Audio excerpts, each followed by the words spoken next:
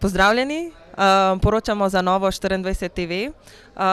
Najprej bi vas radi vprašali o resoluciji, ki je bila ravnokar sprejeta glede migrantske krize. Tukaj poročamo pa v živo iz kongresa EPP v Madridu. Torej, resolucija gre v pravo smer. Pravzaprav gre za predlog za nabor ukrepov, ki rešuje položaj, ki bi se morali biti sprejeti že prej. Je pa ta resolucija zdaj, ko je pač najmočnejša politična skupina v Evropi, v ospredje tega problema dala varovanje znanih evropskih meja, navodilo tudi vsem evropskim institucijam, da pripravljajo ukrepe v tej smeri.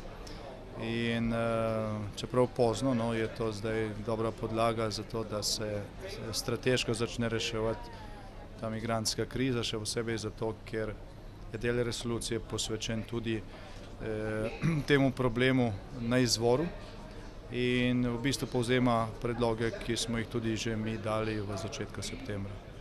Najlepša hvala. Bi nam lahko prosim še povedali o tem skupnem pozivu, ki ste ga dali z Novo Slovenijo in SLS-om ravnokar tukaj na kongresu?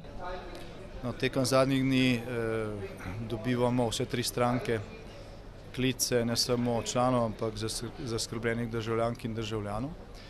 In zaradi tega smo se odločili, da skupaj pozovemo slovenske oblasti, da naredijo vse za to, da se varnost državljank in državljanov zavaruje, da se sprejemajo učinkoviti ukrepi, da se ne zavračajo dobri predlogi, kot so to doslej počeli, in predvsem, da na mesta državotvornih, na odgovorna mesta v državotvornih ministrstvih postavijo ljudi, ki bodo kos tem izzivom, ki so pred Slovenijo. Sicer bo ta migrantski val državo preplavil in znašli se bomo v kaosu, škoda bo pa nepopravljiva. Najlepša hvala.